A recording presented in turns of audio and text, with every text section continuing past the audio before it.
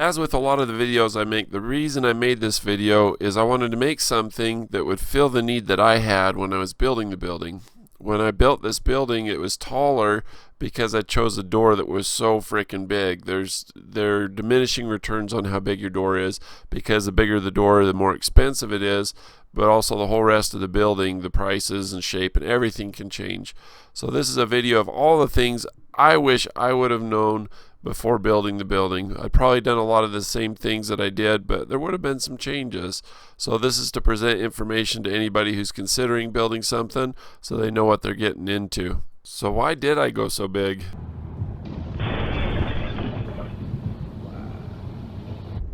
The more you know. Brian's Mobile One. Another thing to consider with your garage door height is, do you want to load up the night before and have everything ready to go with a bike rack on top of your car? If you look up to here, I'll get it to where I'm level with the top of the handlebars, and if I pan over, that's going to get ripped off. So if I'm coming home from a tired long bike ride trip or whatever, I go to pull into the garage, I could take out the bike. So that's another thing to consider. So this is the new door. Just getting finishing touches on it, getting it tuned up. Did a jack shaft opener on this one, same as we did in the garage. We may have just caught a glimpse of that. This one actually costs more and does less. Had some help this time from Richard Wagner of Wagner Garage Doors. He's been killing it, getting a good price and a good install going. But we're pretty excited. We'll be able to keep all the dirt out. You look at the floor now, you can see everything is just so dusty. We've got like a little alley where all the dust devils come through. It'll be really nice to close this off. Super excited. Watch this, this is the fun part. For security on the jack shaft opener, you have that just automatically binds it down. I installed that. He installed the door. I did that part. So I just recently built this garage here, and I couldn't decide on how big to do the door opening. The general consensus is if you do one that's 14 feet high and 14 feet wide, that'll basically fit anything you need to fit. A traffic lane for cars, for example, is about 11 feet wide, and if you do 14, you've got lots of room, so if you come in at an angle, it won't mess you up. But say, for example, you got an excursion on a flatbed trailer. I'm going to pan down for just a minute. You can see that that's really tall, and that's the kind of thing I would like to bring in, but I didn't know how tall that would be. This actually has a rack on top of it. It's not the Thule, but it's pretty significant. So I thought I'd do a video because this trailer won't fit in my house garage, but it's tall and nice to stand up in if I need to change clothes into motocross gear or getting ready to do paramotoring or something. This one is actually 10'4", and this one is 8'4". If you do a door that's 14, like I say, most anything on the freeway for overpasses and stuff is 13'6". So if you're 14, you'll definitely clear stuff. All the stuff that you see that snags an overpass and winds up being on the news, you know, that's just right about at the 14-foot line. Nice thing is as tall as you go, you don't have to open it all the way. You can see that this one's open just a little bit. Let me show you on a tape measure what these look like. So from the deck of the trailer to the top of an excursion, 7'9". From the ground to the top of it, and we're all the way on the ground. So it's right at around 10 feet. One thing you have to take into consideration though is that oftentimes, like with this one, it's a hill. So if you're going uphill or downhill, it can make the back end of it stick up going in. 10-foot door will fit most anything you need to do. It's in extreme cases that you need something 14. I rarely use the last 4 feet, but when you need it, you need it. So when you look at the trailer, it's got a vent up on top of it. I've taken a parking chalk, as you can see that yellow parking chalk. That makes it about the same as the vent, but you want to make sure you can clear it by an inch or two. The top of this is 8'4".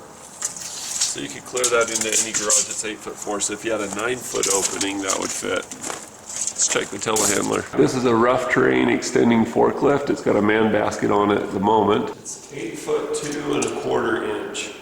And of course, what tires you use and everything's going to matter. So I'd say 8'4" and you'd fit easily. As far as the width, this is about 7'9" wide. It's about 8 feet wide. This is a little tricky. I've got this all positioned where that was exactly even with the other side. Pull this one out, and it is 9 foot, inch and a half about. So if you have your tow mirrors out on a Dodge, this is about as wide as I've seen as far as tow mirrors go. There's stuff that slides out, but anything that people drive around with on a regular basis, I'd say it's that. I think my garage door is like 8.5, 8 foot 6 inches, and I have to fold one mirror in at least in order to get my truck to fit in, and that's kind of obnoxious.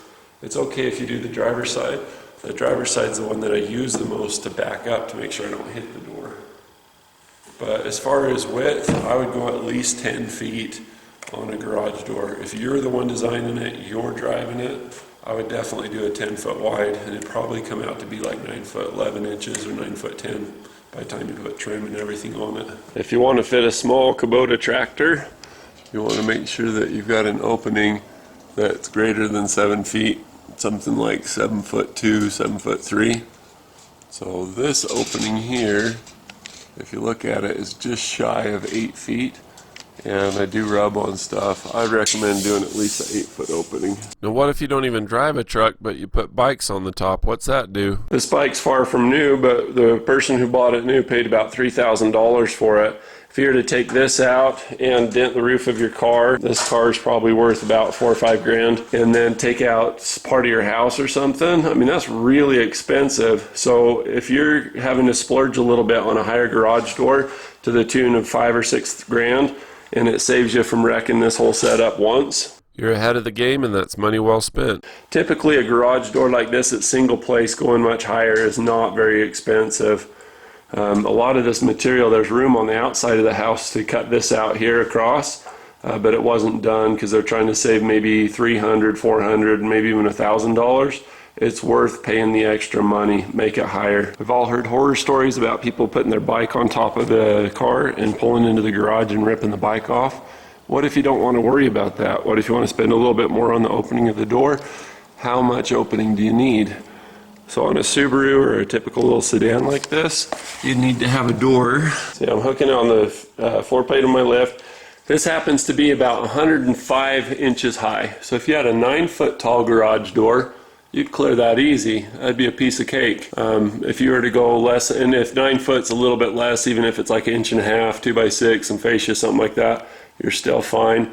Looks like about 104.5 is what these handlebars clear out. So in conclusion, I'd say if you're picking a garage door, if it's just for cars, it doesn't even matter. You can pick something really low. So at my buddy's house the other day, he's got a boat parked outside. He's got cars with ski racks. Like nothing can park in the garage because it's too low.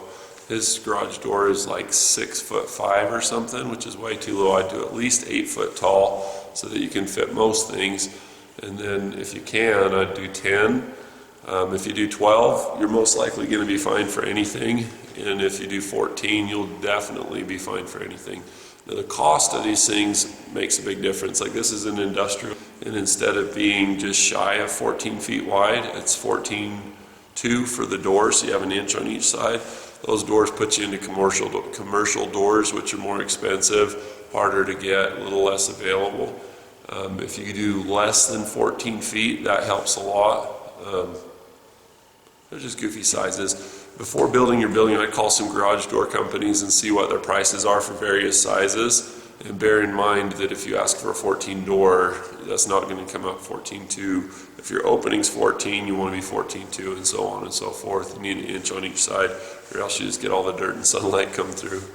Hope this is helpful. This is the kind of video I would have liked to have seen before starting my building. I'm going to do a series of videos like this to help people like myself that are hardcore DIY guys that need a place to do it. By doing this building myself, I think I saved about anywhere from at least $10,000 on just the erection of it, but considering all the other stuff that I did, the excavation, the prep, being the contractor and everything else, I saved at least $20,000, maybe $40,000 to $60,000 by the time this will be all done. You really want to up the ante? Buy one of these wake surfing boats. If any of you guys own one of these and know what the height is, please comment below. Bonus footage at the end.